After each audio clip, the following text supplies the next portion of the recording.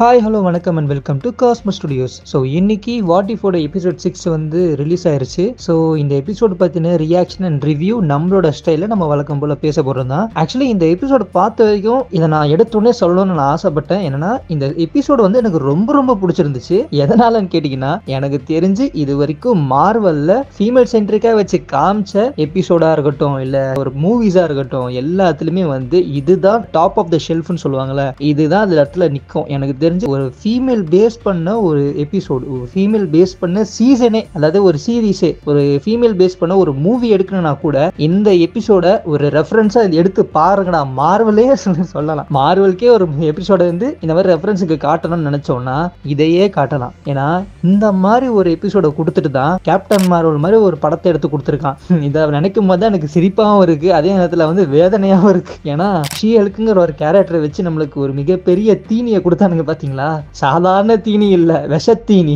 அப்பேற்பட்ட ஒரு தீனியை நம்ம தின்னோம். ஆனா அது எல்லாத்தையும் பார்த்துட்டு ஐயோ இந்த கேரக்டரை எப்படிரா கொடுக்க போறான்னு சொல்லிட்டு ஒரு பயத்தோடைய தான் பார்த்தேன். ஆனா எனக்கு அந்த பயம் துளி கூட இல்ல, அப்படியே ஷேட்டர்ட், அப்படியே நொறுங்கிருச்சுன்னு சொல்லலாம். ஏன்னா அவ்வளோ நல்லா இருந்துச்சுங்க இந்த எபிசோடு. எனக்கு ரொம்ப ரொம்ப பிடிச்சிருந்துச்சு. எனக்கும் நீ சொன்ன மாதிரி வந்து இதுல எந்த விதமான நெகட்டிவ்ஸ் அப்படின்ற மாதிரி எதுவுமே தோணல. ஃபுல் அண்ட் ஃபுல் பாசிட்டிவா தான் இருந்துச்சு. ஆனா அதே சமயத்தில் பார்த்தோம்னு சொன்னா என்டர்டெய்னிங் ஃபேக்டரை தாண்டி ஹிஸ்டாரிக்கல் ஃபேக்ட்ஸ் இதுல வந்து ரொம்ப நிறைய இருந்துச்சு அப்படின்ற மாதிரி நான் ஃபீல் பண்றேன். என்ன சொல்ற டோனி சிவா? ப்ரோ டோனி சிவா எப்படி ப்ரோ வருவாரு? ஓ ஆமா இல்ல, சாரி ஃப்ரெண்ட்ஸ், இந்த வீடியோல வந்து நம்ம கூட வந்து டோனி சிவா வந்து இணைய மாட்டாரு. ஏன்னு சொல்லி சொன்னா, இப்போ நான் சொன்னோன்னு வந்து உங்க நிறைய பேருக்கு வந்து ஒரு பதட்டம் வந்திருக்கும். அச்சோ இந்த வீடியோல டோனி சிவா இருக்க மாட்டாரு அப்படின்னு சொல்லிட்டு ஒரு மாதிரி இருந்திருக்கும். அதுல இருந்தே நீங்க அவர் மேல வச்சுக்க அன்பு வந்து எங்களுக்கு தெரியுது. அவரை வந்து உங்களுக்கு எவ்வளவு தூரம் பிடிச்சிருக்கு அப்படின்னு சொல்லி தெரியுது. எப்படி உங்களுக்கு இவ்வளவு தூரம் டோனி சிவா பிடிச்சிருக்கோ அதே மாதிரி சலிக்கும் டோனி சிவா ரொம்ப பிடிச்சிருக்கு அப்படின்றனால அவருக்கு பயங்கரமா கோல்டு பிடிச்சிக்கிச்சு. ஸோ அவர் வந்து இந்த வீடியோல நம்ம கூட இணைய மாட்டாரு. அண்ட் அதே சமயத்தில் அவர் எங்கள்கிட்ட கடைசியா பேசின வார்த்தைகள் வந்து உங்களோட பகிரணும்னு நினைக்கிறோம்.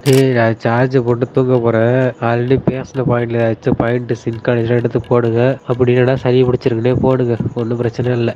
ஸோ மகாஜனங்களே, டோனி சிவா பேசுன கேட்டிருப்பீங்கன்னு நினைக்கிறேன். நம்ம இப்போ அப்படியே வீடியோ கண்டினியூ பண்ணுவோமா? இந்த எபிசோட கதை என்னன்னு சொல்லி சொன்னா ரொம்பவே சிம்பிளான ஒன்று தான். வாட்சருமே அதை தான் சொல்லியிருப்பாரு. பட் வந்து நம்ம இதை பார்த்தே ஆகணும் அப்படிங்கிறது யாருக்கான்னு சொல்லி சொன்னா கஹோரிக்காக மட்டுமே தான் அப்படின்ற மாதிரி சொல்லியிருப்பாங்க. ஸோ கதை என்னன்னு சொல்லி சொன்னா 15th century டைம்ல பார்த்தோம்னு சொல்லி சொன்னா ஓடின் வந்து என்ன பண்ணுவாருன்னா ஆஸ்கார்டை பாதுகாக்கணும் அப்படின்னு சொல்லிட்டு டெசராக்ட் எடுத்து வந்து எர்த்ல வந்து ஒளிச்சு வச்சிருப்பாரு. ஸோ அந்த யூனிவர்ஸ்ல என்ன நடக்கும்னு சொல்லி சொன்னா ஓடின் அதை பண்றதுக்கு முன்னாடியே வந்து சர்ட்டர்னால வந்து மொத்த ஆஸ்கார்டுமே அழிக்கப்பட்டுரும். அப்படி அழிக்கப்படுற டைம்ல பார்த்தோம்னு சொல்லி சொன்னா டெசராக்ட் வந்து சர்ட்டர்னால வந்து ஒரு இடத்துல வந்து கத்தியை வச்சு அடிக்கப்பட்டு தூக்கி வீசப்பட்டு எர்த்ல வந்து நார்த் அமெரிக்கால வந்து விழுகும் அப்படின்ற மாதிரி வந்து காட்டியிருப்பாங்க. அதுல இருந்து கதை அப்படியே தொடங்கி போகும் அப்படின்ற மாதிரி இருக்கும். அண்ட் தென் வந்து அந்த பவர்ஸ் அப்படிங்கிறலாம் கஹோரிக்கு எப்படி கிடைக்குது அப்படின்ற அடுத்தடுத்து எடுத்துட்டு போயிருப்பாங்க. ஏன் ப்ரோ, அப்போ கூட அந்த டெசராக்ட் வந்து நார்த் அமெரிக்கால தான் வந்து வரணுமா? ஏன் மற்ற இடத்துல விழுந்து ஆகாதா? சரி ஓகே, அந்த கான்செப்ட் படியே வந்தாலும் இந்த ஒரு விஷயம் வந்து நம்ம டிஸ்கஷன்ல கூட அதிகமாக பேசிட்டே இருந்திருப்போம். நம்ம ஆடியன்ஸ்க்கு தெரியாது, பட் நம்மளுக்கு தெரியும்னு நினைக்கிறேன். நான் வந்து அடிக்கடி சொல்லுவேன் பார்த்தியா, இந்த மாதிரி ஃபர்ஸ்ட் நேட்டிவ் அமெரிக்கன் வச்சு இந்த மாதிரி மார்வல் வந்து ஒரு கேரக்டர் வச்சு எடுக்கிறான், அதுவும் காமிக்லேயே இல்லாத ஒரு கேரக்டரை புதுசா கொண்டு வரான், பார்க்கறதுக்கு நல்லா இருக்க பாத்தியான்னு சொல்லிட்டு வீடியோ டிஸ்கஷன்ல நம்ம பேசிட்டு இருக்கும் போதே சொல்லிட்டு இருப்பேன்ல. ஸோ அந்த ஒரே ஒரு விஷயத்துக்காக மட்டும்தான் இவனை கரெக்டா நார்த் அமெரிக்கால ஸ்பெசிஃபிக்கா வரணும்னு சொல்லிட்டு பிளான் பண்ணானா, இல்ல வேற என்ன ரீசன் சொல்லிட்டு தெரியல. ஆனா ஒண்ணு நல்லா இருந்துச்சு, அது மட்டும் ஓகே. ஆக்சுவலா நீ சொன்ன மாதிரி தான் நேட்டிவ் அமெரிக்கன் பீப்புள்ஸ்க்கு வந்து ஒரு ட்ரிபியூட் மாதிரி இருக்கணும் அப்படின்றதுக்காக வந்து அதை எடுத்துட்டு வந்திருக்கான். பட் அதையும் தாண்டி என்ன ரொம்ப ஆச்சரியப்பட வச்ச விஷயம் என்ன அப்படின்னு சொல்லி சொன்னா, இந்த எபிசோட்ல காமிச்சப்பட்டிருக்க ஒவ்வொரு அனிமேட்டட் கேரக்டர்ஸோடைய face looks and then the history ரெண்டுமே பார்த்தோம்னு சொல்லி சொன்னா பயங்கரமா ஒத்து போகுது. இதை சும்மா வச்சாங்களா இல்ல எப்படி அப்படின்றது எனக்கு சத்தியமா தெரியல. பார்த்தோம்னு சொல்லி சொன்னா நமக்கு பழைய காமிக்கல் ஹிஸ்டரி படி பார்த்தோம்னா 15th century ஸ்டார்டிங்ல, அதாவது 1409ல தான் பார்த்தோம்னு சொல்லி சொன்னா டெசராக்ட் எடுத்துட்டு வந்து நம்ம ஓடின் வந்து இடத்துல வந்து வைப்பாருன்ற மாதிரி காட்டியிருப்பாங்க கரெக்டா. ஆனா இங்க அதே மாதிரி பார்த்தோம்னு சொல்லி சொன்னா ஒருவேளை அந்த டெசராக்ட் வந்து எர்த்ல வந்து விழுந்துருச்சுன்னு சொல்லி சொன்னா எப்படி இருக்கும், அதே டைம்ல ஆஸ்கார்ட் அழிஞ்சு அப்படின்ற மாதிரி காட்டுவாங்க. அப்படி காட்டுறதுலயே வந்து ரொம்பவே இம்ப்ரெசிவா இருக்கிற விஷயம் என்னன்னு சொல்லி சொன்னா, அதே 15th century டைம்ல தான் வந்து ஸ்பெயின்ல இருந்து ஒரு முக்கியமான தலைக்கட்டு என்ன பண்ணிருக்கும்னு சொல்லி சொன்னா அமெரிக்கா வந்து இந்தியா நினைச்சிட்டு வந்து கேப்சர் பண்ணி வச்சிருக்கோம். தலைவர் பேர் ஞாபகம் இருக்கா? வேற யாரு, கொலம்பஸ் தானே. அந்த டக்கால்டி மண்டேனே தான். ஆக்சுவலா பார்த்தோம்னு சொன்னா ஸ்பெயின் அப்படின்னு மொத்தமா சொல்ற முடியாது. ஸ்பெயின்ல பார்த்தோம்னு சொன்னா ஒரு முக்கியமான ஒரு இடம், அந்த இடத்துக்கு வந்து கேஸ்டல் அப்படின்ற மாதிரி சொல்லுவாங்க. அந்த கேஸ்டல் அப்படிங்கிற இடத்துல பார்த்தோம்னு சொன்னா 15th century ரூல் பண்ணிட்டு இருந்த குயின் இசபெல்லா அப்படின்றவங்களுடைய ஆணைக்கிணங்க தான் நம்ம தலைவர் கொலம்பஸ் என்ன பண்ணிருப்பான்னு சொல்லி சொன்னா இந்தியாவை பிடிக்க போறேன் அப்படின்ற மாதிரி கிளம்பி வந்து அமெரிக்காவை கேப்சர் பண்ணிருப்பார் அப்படின்ற மாதிரி சொல்லியிருப்பாங்க இல்லையா. இந்த ஹிஸ்டரி நமக்கு ஓரளவு தெரிஞ்சிருக்கும். அண்ட் இதுக்கெல்லாம் மாஸ்டர் மைண்டா ஒரு மனுஷன் இருந்திருக்காப்ல. அவரோட பேர் தெரியுமா? அது யாரு ப்ரோ அந்த மாஸ்டர் மைண்டு? அவர் தான் கோன்சாலோ சோகான் அப்படின்னு சொல்லப்படுற ஒரு மனிதர். ஆக்சுவலாக பார்த்தோம்னு சொன்னால் அவர் தான் வந்து ஒரு நோபல் மேனாக வந்து கேஸ்டிலியன் வாரில் வந்து கலந்துருக்காரு. அந்த கேஸ்டிலியன் வாரில் தான் பார்த்தோம்னு சொன்னால் கிறிஸ்டோபர் கொலம்பஸ் என்ன பண்ணிருப்பான்னு சொல்லி சொன்னால் குயின் இசபெல்லாவோட ஆணைக்கிணங்க வந்து அமெரிக்காவை இந்தியா நினைச்சு படையெடுத்து போயிருப்பார். ஸோ அவருக்கு ஒரு ட்ரிபியூட் கொடுக்குற மாதிரி தான், ட்ரிபியூட்னு சொல்ல முடியாது, அந்த மனுஷனை உள்ள இழுத்து போட்டு அடிக்கணும் அப்படின்றக்காகவே பார்த்தோம்னு சொன்னால் இந்த எபிசோட்ல வந்து அந்த அரக்கன் மாதிரி ஒருத்தன் வரான் தெரியுமா, அந்த மாஸ்டர், அவனுக்கு பேர் என்ன சொல்லியிருப்பான்னு சொல்லி சொன்னால் ரொட்ரிகோ அல்ஃபோன்சோ கொன்சாலோ அப்படின்ற மாதிரி தான் சொல்லியிருப்பாங்க. ஆக்சுவலாக கொன்சாலோ அப்படிங்கிறது மட்டும் தான் அந்த ரெஃபரன்ஸ்க்காக எடுத்திருக்காங்க. ரொட்ரிகோ அப்படின்னா வந்து த கிரேட் ரூலர் அப்படின்ற மாதிரி மீனிங் அப்படியே சேர்த்தாப்புல வந்து வச்சிருக்கானுங்க. ஆக்சுவலாக பார்த்தோம்னு சொன்னால் எனக்கு ரொம்ப பிடிச்சிருந்த விஷயமே இதுதான். நீங்க போய் பார்த்தீங்கன்னு சொல்லி சொன்னா உண்மையான அந்த கொன்சாலோ சாகானோட ஃபேஸும் சரி, குயின் இசபெல்லாவோட ஃபேஸும் சரி, ரெண்டுமே வந்து உண்மையான ஃபேஸ் எப்படி இருக்குமோ அதே மாதிரி அப்படியே அனிமேட்டட் சீரிஸ்ல யூஸ் பண்ணி இருந்திருக்காங்க. வேற லெவலில் இருந்துச்சு, உண்மையிலே அட்டகாசமா இருந்துச்சு. அண்ட் மூணாவது முக்கியமான விஷயம் என்னன்னு சொல்லி சொன்னா இந்த சீரீஸ்ல நம்ம தெரிஞ்சுக்க வேண்டிய முக்கியமான விஷயம், ஏன் வந்து கஹோரி வந்து அவ்வளோ ஸ்பெஷல், வாட் இஃப்ல வந்து ஏன் கஹோரியோட இதை அவ்வளோ தூரம் பார்க்கணும் அப்படின்றதுக்கு வந்து ஒரு நுணுக்கமான ஒரு பாயிண்ட்டை வெளியில சொல்லாம உள்ள வச்சிருக்காங்க அப்படின்னு சொல்லிட்டு நான் ஃபீல் பண்றேன். ஆக்சுவலி எனக்கு மட்டும் இல்லப்பா, இப்போ நம்ம மார்வல் ஃபேன்ஸ்னு பார்த்தோம்னா வச்சுக்கோங்க, எல்லாருக்குமே அந்த டவுட் இருக்கு. இந்த சீரீஸோடைய இந்த அனௌன்ஸ்மெண்ட் வரும்போது ட்ரெய்லரா இருக்கட்டும், டிவி ஸ்பாட்ஸா இருக்கட்டும், எல்லாருமே கஹோரியவே கொஞ்சம் ஸ்பெசிஃபிக்கா காட்டுற மாதிரியே தோணுச்சு. ஏன்னு தெரியல. இத்தனைக்கும் புது கேரக்டர், மார்வல்ல இது வரைக்கும் இந்த கேரக்டர் காமிச்சதே கிடையாது. அப்பேற்பட்ட கேரக்டர் இது இவ்வளவு இம்பார்ட்டன்ஸ் சொல்லிட்டு சத்தியமா இப்போ வரைக்கும் எனக்கு தெரியல.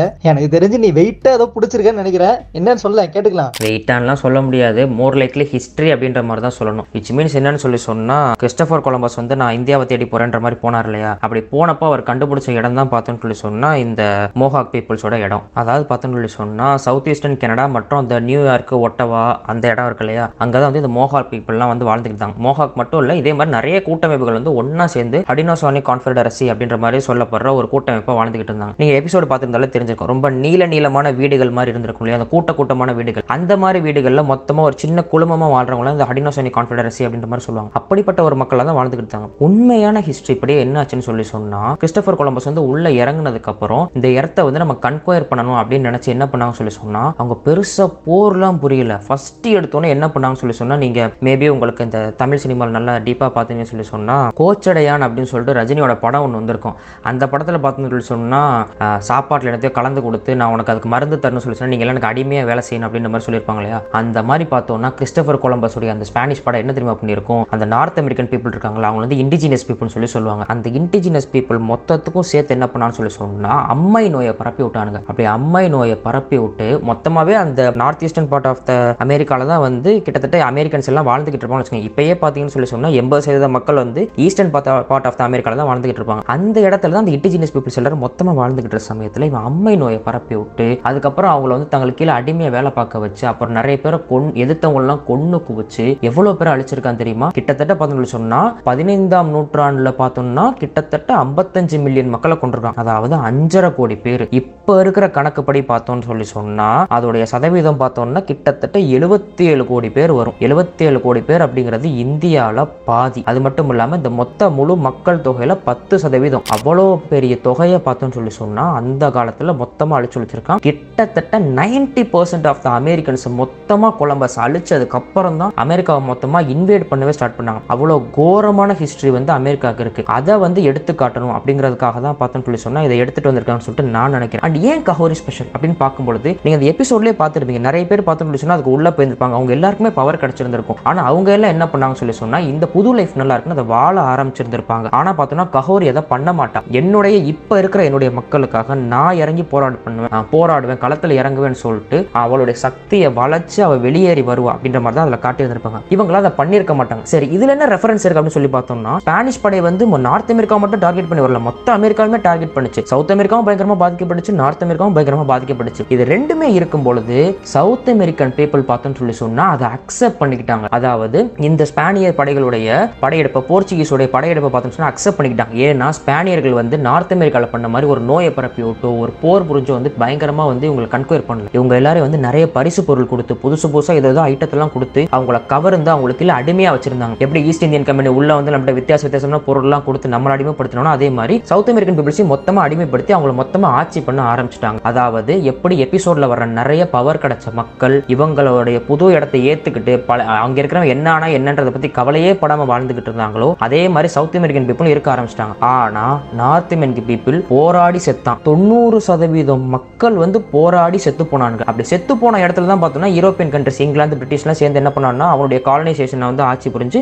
அப்புறம் யூரோப்பியங்களோட காலனி பிரெஞ்சோடைய காலனின்ற மாதிரி அவங்க வந்து தங்க ஆரம்பிச்சாங்க. அதுக்கப்புறம் தான் இப்போ இருக்கிற அமெரிக்கா டெவலப் ஆச்சு அப்படின்ற மாதிரி சொல்லலாம். ஸோ விஷயம் ரொம்ப சிம்பிள். என்னன்னு சொல்லி சொன்னா கஹோரி அப்படிங்கிறவ வந்து எனக்கு இருக்கிற இந்த கம்ஃபர்ட் ஜோன் எனக்கு போதும் அப்படின்ற மாதிரி நினைக்காம என்னுடைய மக்களுக்காக நான் போராடணும் ஒரு ஸ்டெப் முன்னாடி எடுத்து வச்சா. அதாவது இப்போ நம்ம இருக்கிற யூனிவர்ஸ்ல பார்த்தோம்னு சொல்லி சொன்னா நம்மளுடைய அமெரிக்க மக்கள் அனைவருமே வந்து நேட்டிவ் அமெரிக்கன்ஸ் எல்லாருமே செத்து போயிட்டாங்க. ஆக்சுவலா அதுதான் மொத்தமா எல்லாருமே காலி. அவங்களுக்கான ட்ரிபியூட்டா தான் இந்த எபிசோட் எடுத்துட்டு வரான். இதுவே அந்த யூனிவர்ஸ்ல பார்த்தோம்னு சொல்லி சொன்னா கஹோரி அதை நடக்க விடல. அதை தான் ரீஷேப்டு த எர்த் அப்படின்ற மாதிரி அந்த டைட்டில் கொடுத்துருக்கான் அப்படின்றது வந்து எனக்கு தோணுது. இந்த அளவுக்கு ஒரு பெயின்ஃபுல்லான ஒரு ஸ்டோரியை இவ்வளோ சிம்பிளா இவ்வளோ எளிமையா எந்த அளவுக்கு ஒரு கரெக்டான ட்ரிபியூட் கொடுக்க முடியும்னு சொல்லிட்டு மார்வல் பிளான் பண்ணி எடுத்திருக்காங்க. ஆக்சுவலி இதை மார்வல் பிளான் பண்ணியிருந்தாலும் அதை எக்ஸிக்யூட் பண்ண அந்த ஸ்டோரி ரைட்டர்ஸாக இருக்கட்டும் இல்லை அந்த டைரக்டராக இருக்கட்டும் எனக்கு தெரிஞ்சு இருக்கிறதுலேயே பெரிய ஹேட்ஸ் ஆஃப் கொடுத்தாங்கன்னு நினைக்கிறேன். ஏன்னா அமெரிக்கர்களுடைய வழி நம்ம இந்தியர்களான எல்லாருக்குமே பார்த்தீங்கன்னா ரொம்ப ரொம்ப ரொம்ப ரொம்ப கம்மியாக தான் தெரிஞ்சிருக்கும். ஹிஸ்ட்ரி படிச்ச எல்லாருக்குமே இது பார்த்தீங்கன்னா தெரியுமான்னு கேட்டால் கூட ரொம்ப ரொம்ப டவுட். ஆனால் இவ்வளோ பெரிய ஸ்டோரியை